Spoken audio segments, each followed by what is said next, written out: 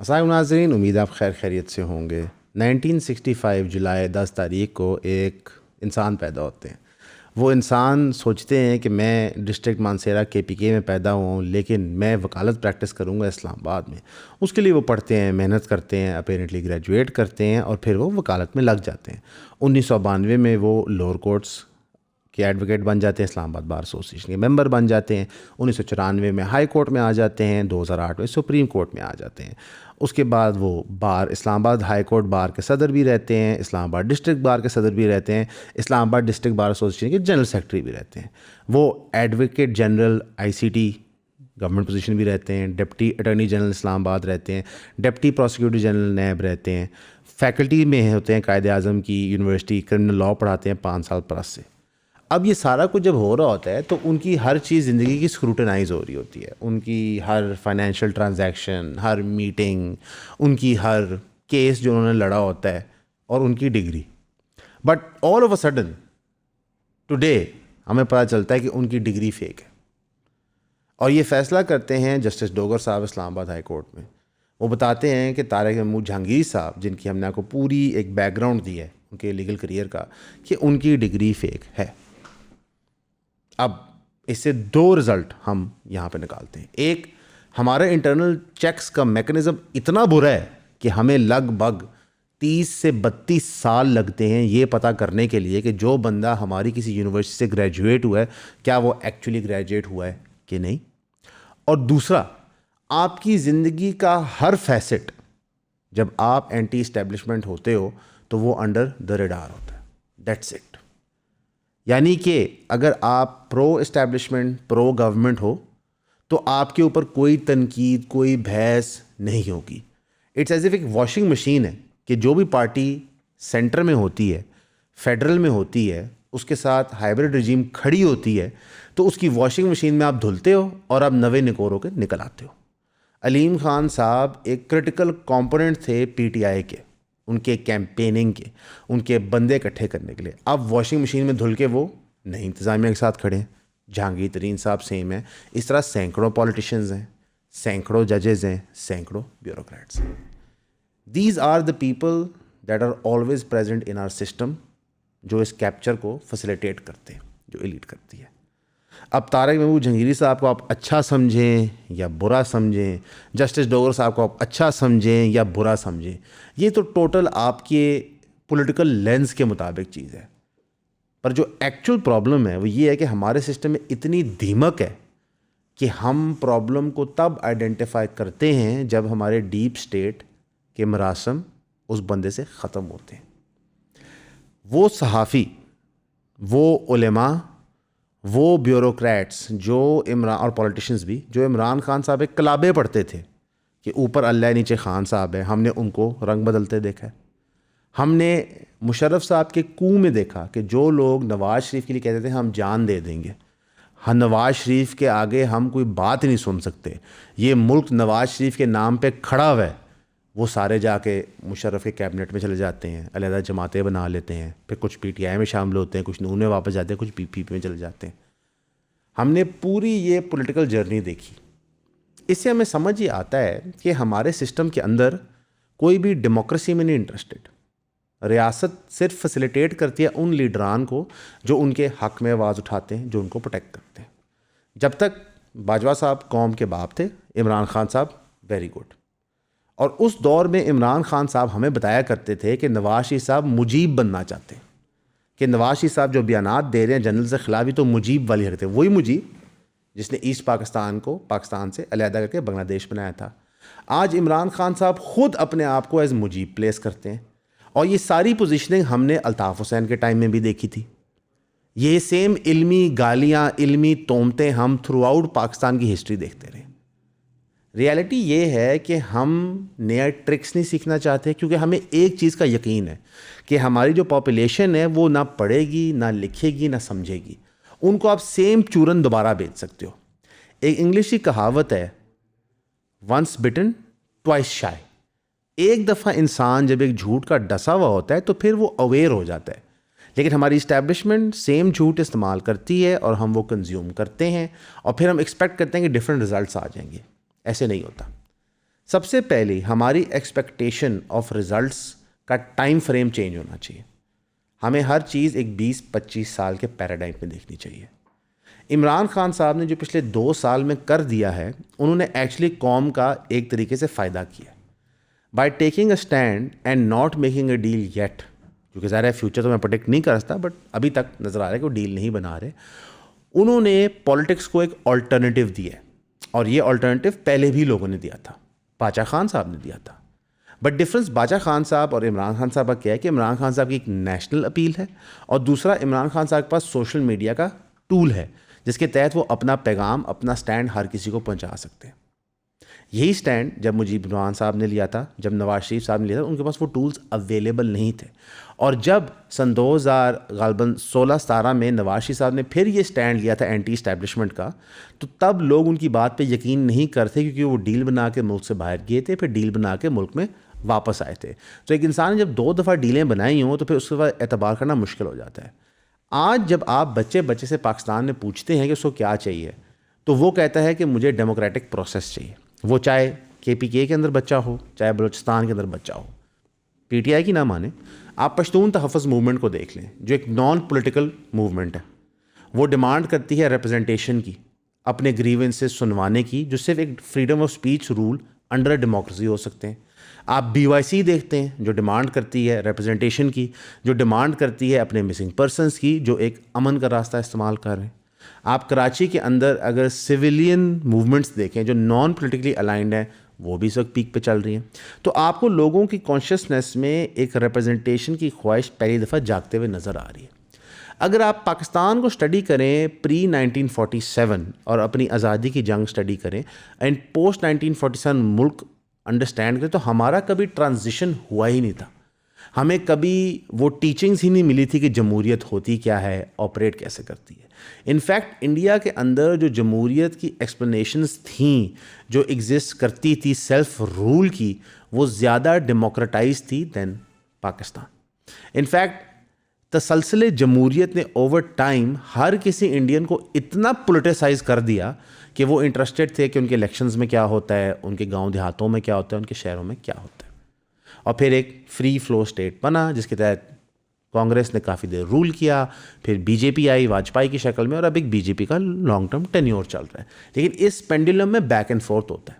आपकी political disagreements हो सकती हैं जमातों के साथ। आप कह सकते हैं कि उनकी जो सियासी जमातें हैं वो सेकुलर आइडियल्स को भूल चुकी हैं और वो अब एक वर्चुअली थियोक्रेटिक स्टेट चलाना चाहती हैं।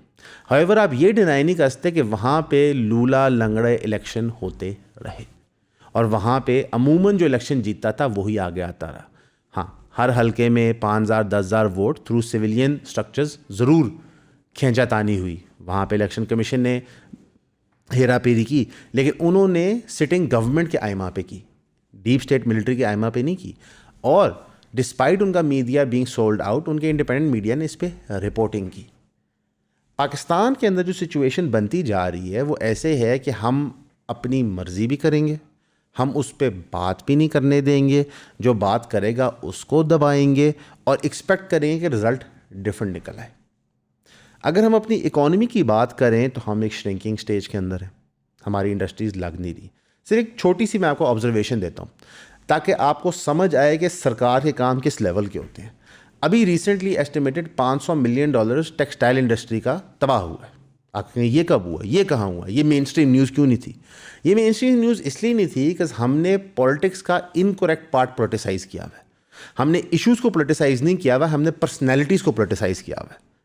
इश्यूज़ पे तो हम बात ही नहीं करते।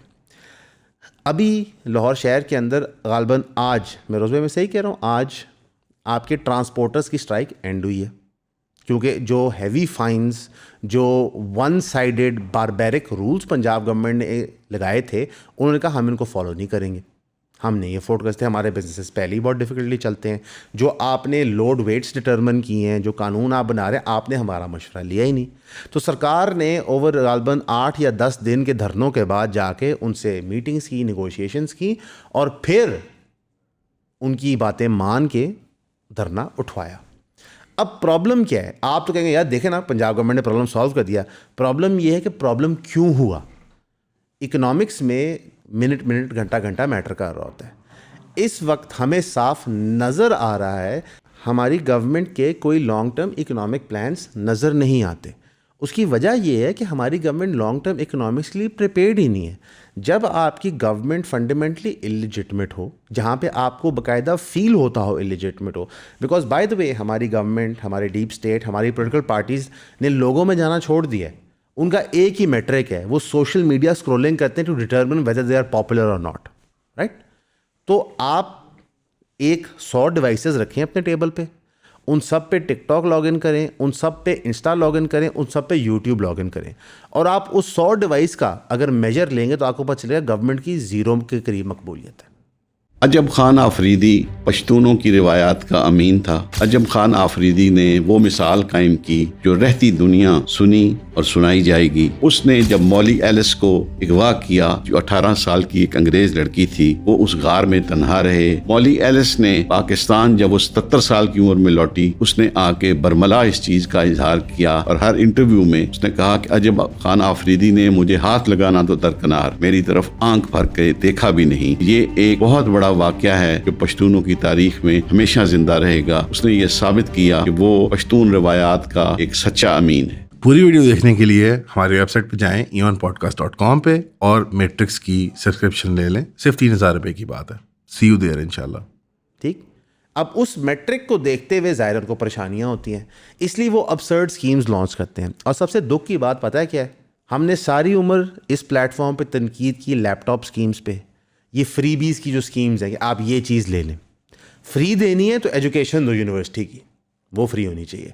फ्री देना है, फ्री हेल्थ केयर दो, लैपटॉप्स मत दो, क्योंकि ये बेसिकली एक घोटाले की स्कीम होती है।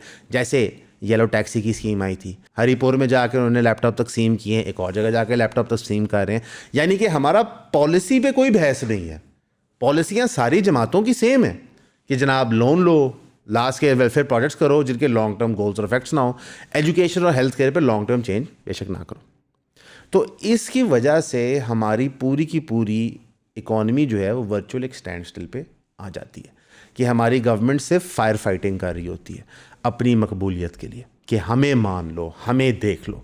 जो पुलों की, नालों की सियासत थी वो इतनी पॉपुलराइज 90s और 2000 में हुई इसलिए थी कि तब जो अवाम की कलेक्टिव एक्सपेक्टेशन ऑफ गवर्नमेंट थी वो यही थी कि ये पुल बना देंगे, नाले बना देंगे, हमारा थाना कचहरी कर देंगे। इस वक्त आपके सिटीज़ के अंदर ये सियासत नहीं है, उनकी एक्सपेक्टेशंस चेंज कर गई हैं। हमारी एक सिंध के दोस्त से बात हो रही थी, वो कह रहा था कि यार तुम लोगों की एक्सपेक्टेशंस क्या हैं लाहौर शहर के अंदर। मैं कहा हमारी एक्सपेक्टेशन है फ्रीडम ऑफ स्पीच, हमारी हवा थोड़ी साफ़ हो जाए, हमारी बिज़नेस अपॉर्चुनिटी इंक्रीज़ कर जाए, हमारे रोड कनेक्टिविटी थोड़ी बेहतर हो जाए। जब उसने अपने इलाके की बताई तो उनकी एक्सपेक्टेशंस बड़ी डिफरेंट थी। उनकी एक्सपेक्टेशंस थी कि यहाँ पे डाकू ना हो, रोड हो, यहाँ पे पानी की सप्लाई जागीरदार चोरी ना कर ले, यहाँ पे जब हमारा जानवर मवेशी चोरी होता है तो पुलिस हमसे उस पर भत्ता ना ले। यानी कि हर जगह जितना डेवलपमेंट इंडेक्स होता है उसके मुताबिक एक्सपेक्टेशन बन रही होती है। तो पूरे पाकिस्तान में यूनिफॉर्म है नहीं, लेकिन हमने बड़े बड़े लैंड मैसेज पे एक चीफ मिनिस्टर बैठाया होता है। अब जो सीएम सिंध है वो कराची का भी सीएम है, बाकी सिंध का भी सीएम है, हैदराबाद का भी, सखर का भी, मीरपुर मथेलो का भी, डाडू का भी। जो पंजाब में सीएम है वो कसूर की भी सीएम है, वो एक और जगह भी सीएम है जहाँ पे एक 2 साला बच्ची गटर में गिर के फौत हो गई है, यानी लैया। अब वो जो कक्कड़ वाला विलेज था उसके अंदर एक बच्ची बाहर खेल रही थी, वो एक ओपन गटर में गिर के फौत हो गई। सरकार का इस पर क्या रिस्पॉन्स था? वेरी क्लासिक शरीफ फैमिली रिस्पॉन्स। उन्होंने एक वर्चुअल मीटिंग की जो मैजिकली रिकॉर्ड हो रही थी। वहाँ पे एसी साहब को खड़ा किया गया कि आप कमरे से बाहर निकल जाएं, यानी कि उनको पता था एसी साहब मौजूद होंगे। वो पहले प्लान करके आए थे कि हमने एसी को खड़ा करना है और बाहर निकालना है। और फिर हमने मीडिया में ये खबर लीक कराई कि मरीम नवाज साहबा कितनी सख्त हैं, उन्होंने कैसे एक्शन लिया। वो जान वापस नहीं आ सकती। 40 साल से आप एक सूबे को लीड कर रहे हैं, अभी तक गटरों के लिड नहीं आपसे पूरे किए गए। प्रॉब्लम क्या है? कक्कड़ वाला विलेज में गटर का लिड क्यों नहीं है? जिस एमपीए के इलाके में वो आता है वो इलाका उसके लिए इतना इम्पोर्टेंट नहीं है। अगर वहाँ यूनियन काउंसिल होता और उसका निज़ाम चल रहा होता तो लोग अपने काउंसलर का गिरबान पकड़ते और कहते जनाब तुमने ये क्यों किया। यहाँ पे उल्टा होता है, चीफ मिनिस्टर साहिबा ब्यूरोक्रेट के गिरबान पकड़ के जनाब तुमने क्यों नहीं किया। ब्यूरोक्रेट सोचता है कि मैम मेरी तो 2 महीने पहले पोस्टिंग हुई है, मुझे तो इस इलाके का नाम भी नहीं पता था पोस्टिंग होने से पहले, आप मेरा गिरबान पकड़नी है। खैर उस ब्यूरोक्रेट को होएगा कुछ नहीं, उसकी ट्रांसफ़र हो जाएगी, वो मुतशद्दिद नहीं होता, वो कहीं और जाए करप्शन कर लेगा, कोई दिक्कत नहीं। लेकिन रियलिटी ये है कि अगेन जो एक प्रॉब्लम थी उसको इनकरेक्टली आइडेंटिफाई किया। अब इसकी दूसरी तरफ आ जाए, कराची शहर के अंदर एक बच्ची रेबीज से फौत होगी। एक 17 साल बच्ची औरंगी टाउन में, Karachi the economic capital of Pakistan, Pakistan a nuclear power, पूरी दुनिया में हमारा डंका बज रहा है, हम बड़े पॉपुलर हैं, उसके अंदर एक बच्ची रेबीज से फौत होगी। ये नहीं कि वो कोई दूर दराज इलाके में से उसको कुत्ते ने काटा, वो शहर के अंदर थी और वो इसलिए फौत हुई कि उसको सिर्फ 1 dose of anti rabies vaccine मिला। अगर उसको कंप्लीट डोज मिलता तो वो बच जाती। लेकिन कराची के अंदर तो लोकल गवर्नमेंट्स हैं, लेकिन वहाँ पर निज़ाम आपने ऐसे बनाया हुआ है कि कुछ एरियाज़ में आपने पावर ब्यूरोक्रेट्स को दी हुई है जो पीपीपी कंट्रोल करती है, कुछ चीज़ें उठा के आपने मेयर को दी हुई हैं जो पीपीपी को कंट्रोल करती है। तो वहाँ पे एक टग ऑफ वॉर चल रहा होता है, यूनियन काउंसिल का, मेयर का, ब्यूरोक्रेट्स का, जो पीछे से पीपीपी ऐसे मास्टर ऑफ पपेट्स की तरह घुमा रही होती है। उसी टाइम में कराची के अंदर एक बड़ी उम्र के आदमी काले Khan, resident of Zaman town, Korangi number 4 में एक ढक्कन के बगैर गटर के अंदर गिर के फौत हो जाते हैं। क्या हो गया? लोगों ने शोर मचाया ना कि मेयर कराची के कितने इनसेंसिटिव रिमार्क्स हैं। उसके इनसेंसिटिव रिमार्क्स के बाद ये 2 वकूए हो गए हैं, तो क्या हो गया? कुछ भी नहीं हुआ। मेयर कराची अपना काम कर रहा है, वो स्लो मोशन टिकटॉक्स बना रहा है, लोग आज ही बहस करें PPP is a liberal party, देखें बिलावल कैसे बात करता है। उस बात करने का हमने अचार डालना है जब एक 17 साल की लड़की, हमारी कौम का असासा, 2025 में रेबीज से फौत हो जाती है। और हमारे बुज़ुर्ग जिन्होंने सारी उम्र मेहनत की है, इस इकोनॉमी में पार्टिसिपेट की है, हमें टैक्स दिए हैं, जीएसटी पे की है, हमारे घराने सिस्टम्स चलाए हैं, वो गटर में गिर के फौत हो जाता है। और उस सीएम पंजाब का हम क्या करें जो लैया में बच्चों को प्रोटेक्ट नहीं कर सकती? उस सीएम केपीके का हम क्या करें? उस केपीके गवर्नमेंट का क्या करें जो पहले मॉक करती थी पंजाब की चीज़ों को in terms of laptops, roads, पुल्स, मेट्रोज, फिर उन्हीं को कॉपी करती है। हालांकि मैं पंजाब की मेट्रो पॉलिसी से भी डिसएग्री करता हूँ और केपी की मेट्रो पॉलिसी से भी डिसएग्री करता हूँ। अभी पंजाब इलेक्ट्रिक बसेस ला रहे हैं, मेरे ख्याल से ये भी गलत कर रहे हैं। जितना सरकार इंटरफेयर करती है इकोनॉमिक मैटर्स में, उतने ही पंडल लगते हैं। आज पीआईए आपसे नहीं बिक रही। पीआईए किसका प्रोजेक्ट है? ना मैंने पीआईए बनाया, ना सलमान ने बनाया, ना साद ने बनाया, ना महरोज ने बनाया, सरकार ने बनाया। 3 दफ़ा प्राइम मिनिस्टर नवाज शरीफ साहब रह चुके हैं, दो दफ़ा शहबाज शरीफ साहब रह चुके हैं, बेनज़ीर साहिबा 2 दफ़ा प्राइम मिनिस्टर रह चुकी हैं, शौकत अजीज़ साहब मुल्क के प्राइम मिनिस्टर थे, मुल्क में 3-4 डिक्टेटर थे। तो बिटवीन द सियासतदान and the military establishment, PIA is your failure. तो आप लोग आज भी पावर में हैं, लेकिन पीआईए का डेट का बोझ पाकिस्तान के लोग उठाएंगे।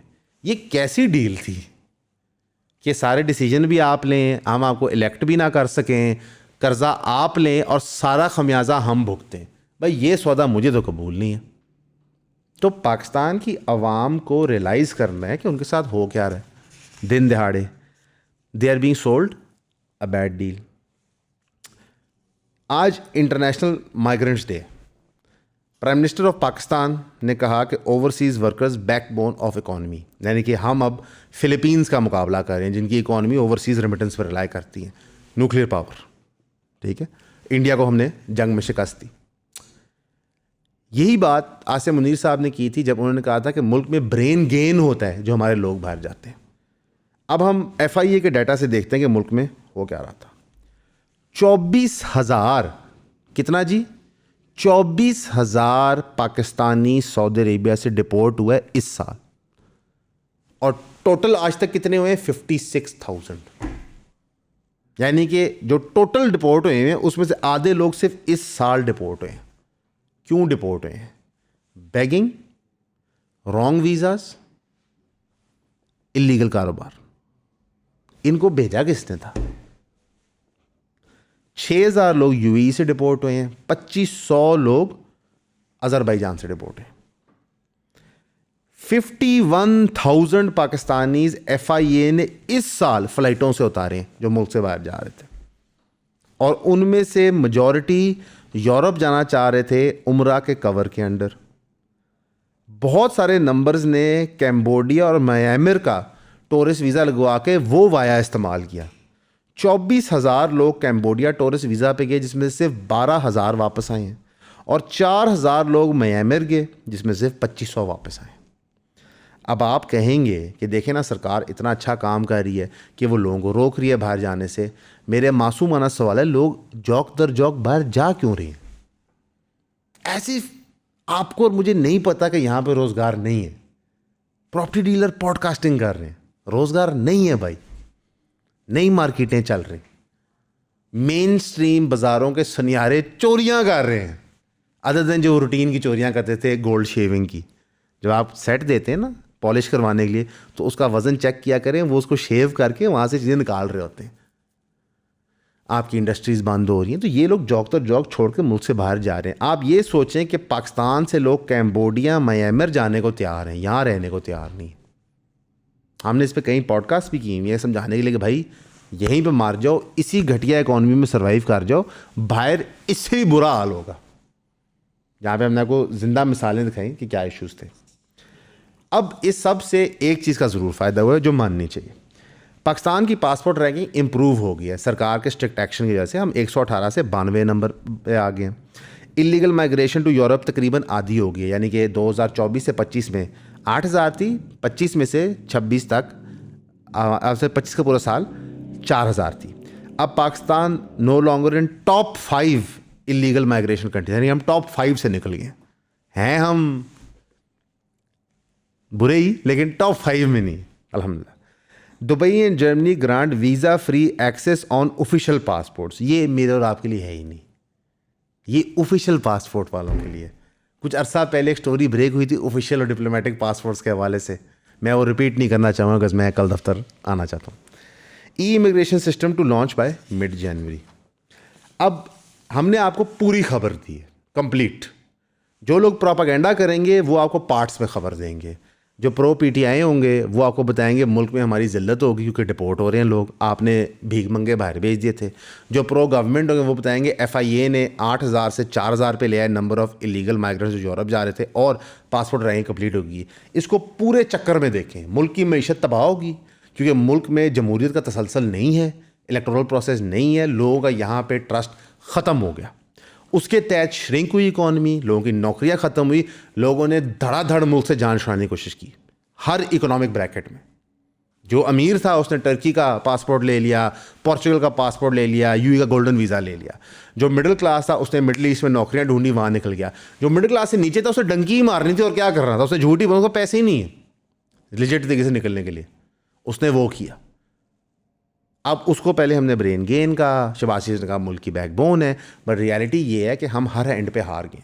ना ही हमारा वर्कर बाहर मकबूल है, ना ही हमें वीज़ा उस तरह मिलते हैं, और ना ही हम यहाँ पे स्क्रूटनी कर पा रहे थे कि मुल्क से बाहर कौन जा रहा है। अभी तो आप IT इंडस्ट्री में आएंगे तो आपको पता चलेगा यहाँ पे हो क्या रहा है। बाकायदा यहाँ पे IT कंपनी कहना उनको बुरी बात है, मैं तो उनको कॉल सेंटर्स ही कहता हूँ, रिटेल सर्विस सेंटर्स होते हैं। वो इलीगली बाहर से कॉन्ट्रैक्ट्स प्रोक्योर कर रहे हैं, प्रिटेंडिंग टू बी वाइट, डूब कर रहे हैं कंपनीज़ को वहाँ पे और पैसा यहाँ पे ला रहे हैं, जिसकी वजह से पाकिस्तान की overall job market for IT workers में ग्रेडिंग गिरी जा रही है। और वही हरकत क्यों कर रहे हैं? सरकार की स्क्रूटनी नहीं है। सरकार की स्क्रूटनी ये होती है कि इंटरनेट कब बंद करना है, कब चलाना है, और भत्ता किससे कितना लेना है। लेकिन एक्चुअल पॉलिसी मेकिंग जहाँ पे फैसिलिटेट करवाया जाए silicon valley in America with Pakistan, वो नहीं होगा, जिसकी वजह से वो पे कॉर्नर्स कट करते हैं, जो उनके मन में आता है वो करते हैं, जिससे पाकिस्तान का इमेज अफेक्ट होता है। फाइवर ने हमें डाउनग्रेड किया इस वजह से कि हमारे इंटरनेट के इश्यूज़ थे। तो ये सब एक बहुत बड़ा क्लस्टर ऑफ प्रॉब्लम्स है।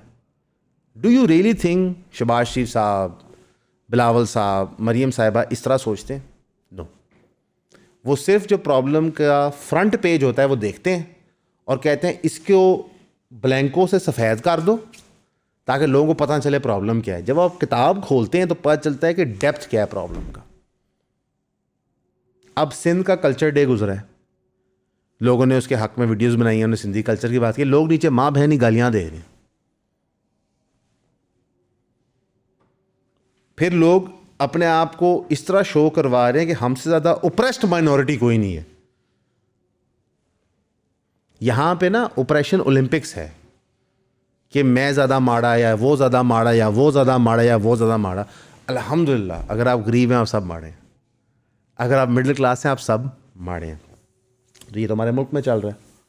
एक और मिसाल से आपको समझाते हैं कि लोग यहाँ से भाग के क्यों जा रहे हैं। जो NCCI के अफसर थे सरफराज चौधरी साहब, जिन्होंने उनकी आला परफॉर्मेंस की वजह से एक वाइट कॉलर क्राइम केस को उन्होंने पता नहीं कौन सा टॉर्चर डेथ सेल बना दिया, जहाँ पे वो एक इंसान को मार रहे थे, हरास कर रहे थे, उसकी बीवी को हरास कर रहे थे, और बकौल इरशाद भट्टी साहब के इंटरव्यू के लिए शायद वो उनके कपड़े उतार के भी उनको मार रहे थे। डकी की बात कर रहे हैं। उन 4 सीनियर अफसरों के इस्तीफ़े एक्सेप्ट हो गए। उसमें सरफराज चौधरी साहब deputy DG, Mohammad Shoaib Riaz assistant director, Mohammad Usman assistant director, Asma Majeed assistant director. Asma Majeed साहिबा का ये बताया जाता है कि इस वक्त वो नेशनल फोरेंसिक एजेंसी ज्वाइन करने लगी है। मैंने अब कहा ना, इन ब्यूरोक्रेट से कुछ होता नहीं। बहरहाल इनके ये एक्सेप्ट हो गए। अब वल्लाह आलम इनके ऊपर मुकदमे बनते हैं, वो मुकदमे पाए तकमील तक पहुँचते हैं कि नहीं पहुँचते। वैसे वो पाए तकमील तक पहुँच जाएंगे। मैं उसका आसान तरीका बताता हूँ। अगर कोई बंदा आज डिप्टी DG सरफराज चौधरी की एक फेक AI वीडियो बनाए जिसमें वो कह रहे हैं आई सपोर्ट इमरान खान, तो ये केस 48 घंटे में सॉल्व हो जाएगा जी। ये हमारे कानून का मेरिट है कि उस वक्त की इस्टेब्लिशमेंट का जो नैरेटिव है आप वो रन करेंगे, सब कुछ होएगा। वो वक्त याद है जब अदालतें रात तक खुलती थी, तो आप इस्टेब्लिशमेंट ऑफ द टाइम का नैरेटिव फॉलो करें। जज भी ओवर टाइम काम करेंगे, ब्यूरोक्रेट भी ओवर टाइम काम करेंगे, आपके घरों की चोरियों की रिकवरियां भी हो जाएंगी। सिर्फ आप नैरेटिव रन करें। क्यों? जो हमने आपको असूल समझाया कि बुनियादी तौर पे ये लोग सिर्फ सोशल मीडिया रेटिंग्स देख के अपनी अप्रूवल्स बना रहे होते हैं। ये एक्चुअली लोगों को नहीं मिलते, ये इंटरेस्टेड नहीं है। क्यों?